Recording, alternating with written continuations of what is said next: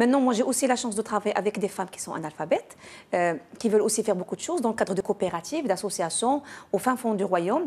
Les choses changent vous savez, la coopérative, elle existe depuis très très longtemps au Maroc, et c'était le lieu où, quelque part, la femme s'extériorisait, pour parler un peu, mais elle partageait juste son quotidien, sa vie de tous les jours. Mais à côté, il y a un peu d'autonomisation, je dirais, économique à côté.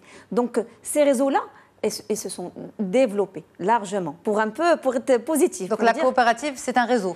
La coopérative, c'est un réseau. D'ailleurs, quand on part un peu les accompagner, les former, elle nous dit, déjà le fait de sortir du matin jusqu'à peut-être 13h, 14h, ça en fait beaucoup de bien, j'ai envie de parler. Et je dirais aussi que, quelque part, on n'a pas envie forcément de ressembler au modèle homme, parce que c'est nous, quand même, les femmes qui sommes un peu le filet social. Pas profiter du modèle homme, mais de profiter des mêmes avantages que le modèle homme. On n'a pas envie d'avoir moins de... Vous imaginez de gagner moins en termes de... Allez, vous imaginez que si on dédie autant peut-être de temps que l'homme au réseau, au cocktail, aux associations, quid de notre vie sociale, quid de toute la responsabilité sociale que nous avons sur nous. Donc, quelque part, nous sommes en train de chercher l'équilibre.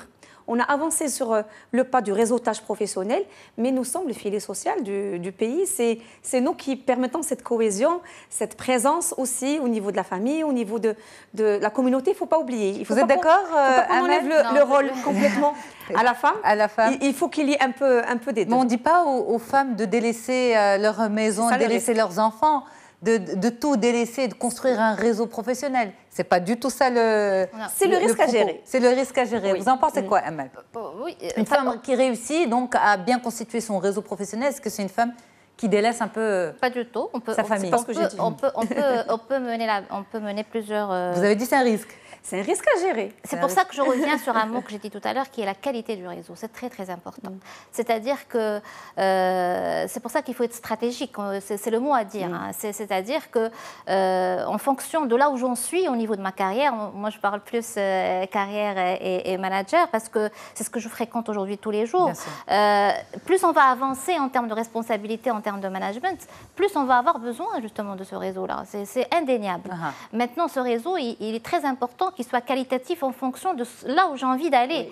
Oui. Et c'est pour ça que c'est important de se remettre en question tout au long de notre carrière, de voir, OK, comment je me vois me développer pour les années à venir et commencer à constituer ces réseaux qualitatifs.